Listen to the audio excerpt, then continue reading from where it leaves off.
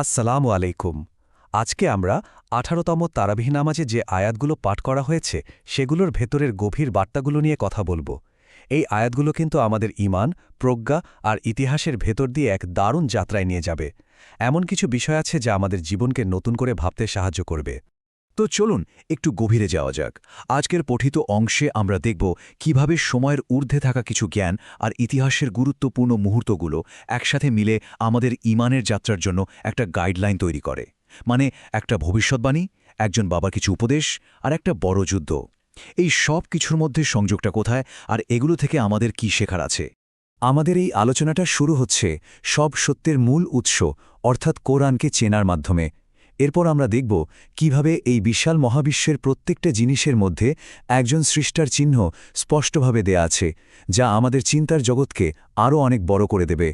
এই যে এতগুলো কথা, তার মূল ভিত্তিটা কি? সেটা হলো তাওহীদ, মানে আল্লাহর একত্ব। এটাই ইসলামের একেবারে হর্ষিম বা কেন্দ্রীয় ধারণা।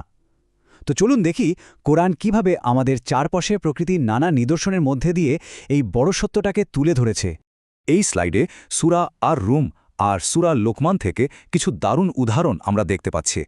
ভাবুন তো একবার, কোনো পিলার ছাড়াই এই বিশাল আকাশ, আমাদের এত রকম ভাষা আর গায়ের রং, দিনরাতের এই আসা যাওয়া, এই সব কিছুই কিন্তু একজন নিপুণ স্রষ্টার দিকে ইশারা করছে।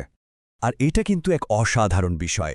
আল্লাহর নিদর্শনগুলো শুধু বিশাল মহাবিশ্বে বা প্রকৃতিতেই সীমাবদ্ধ না, বরং সেগুলো আমাদের জীবনের সবচেয়ে কাছের, সবচেয়ে ব্যক্তিগত বিষয়গুলোর মধ্যেও আছে।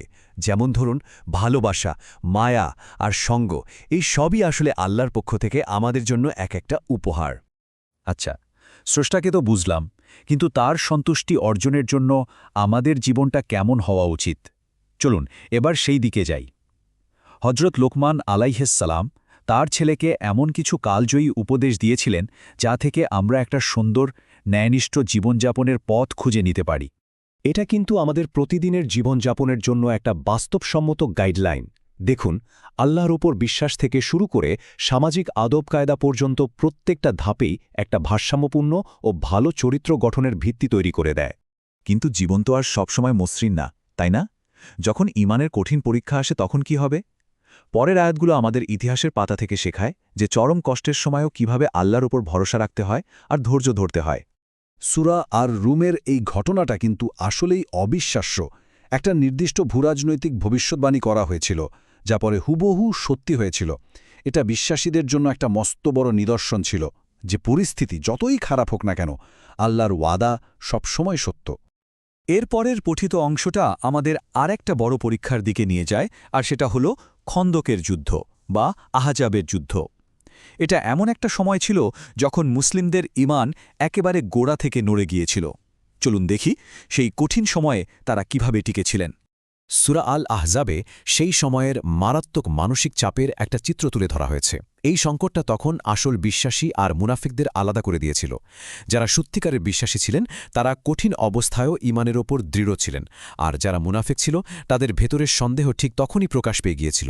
এটা ছিল ঈমানের এক অগ্নি পরীক্ষা। আর সবচেয়ে গুরুত্বপূর্ণ বিষয় হল, এই কঠিন পরীক্ষার পরেই আল্লাহর সাহায্য এসেছিল। এমনভাবে সাহায্য এসেছিল যা বিশ্বাসীরা কল্পনাও করতে পারেনি।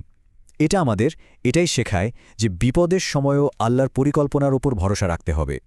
এই সব ঘটনাই কিন্তু আমাদের একটা চূড়ান্ত এবং গভীর বিষয়ের দিকে নিয়ে যায়, আর সেটা হলো আমাদের জীবনের আসল উদ্দেশ্য এবং আমাদের জবাবদিহিতা। সূরা আস-সাজদায় খুব পরিষ্কারভাবে বলা হয়েছে যে কিভাবে আমাদের প্রত্যেকটা কাজের হিসাব নেওয়া হবে। সূরা আস-সাজদা আমাদের সবাইকে মনে করিয়ে দেয় যে আমাদের শুরুটা কত সাধারণ ছিল, আর আমাদের শেষ পর্যন্ত আল্লাহর কাছেই ফিরে যেতে হবে। এই চিন্তাটা আমাদের জীবনের প্রত্যেকটা মুহূর্তকে মূল্যবান করতে শেখায় আর শেষ বিচারের জন্য প্রস্তুত হতে সাহায্য করে। এখানে দেখুন দুটো ভিন্ন পথের কি পরিষ্কার একটা ছবি তুলে ধরা হয়েছে। এই দুনিয়ায় আমরা যে পথটা বেছে নেব তার উপর ভিত্তি করেই আমাদের শেষ পরিণতি নির্ধারিত হবে। এটা আমাদের জন্য এক ধরনের সতর্কতা, যা আমাদের সঠিক পথে চলতে উৎসাহ দেয়। তো এত সব আলোচনার পর আমাদের জন্য মূল বার্তাটা কি? সূরা আল আনকাবুতের শেষের দিকের আয়াতগুলোতে আমাদের জন্য একটা খুব শক্তিশালী আর অনুপ্রেরণামূলক উপসংহার টানা হয়েছে। চলুন দেখি বিশ্বাসীর পথটা কেমন আর তার পুরস্কারই বা কী। এই শেষ বার্তাটাই যেন পুরো আলোচনার সারমর্ম। ঈমানের পথে চলতে হলে চেষ্টা করতে হয়, সংগ্রাম করতে হয়। কিন্তু এর সাথে একটা ঐশী প্রতিশ্রুতিও আছে। যদি কেউ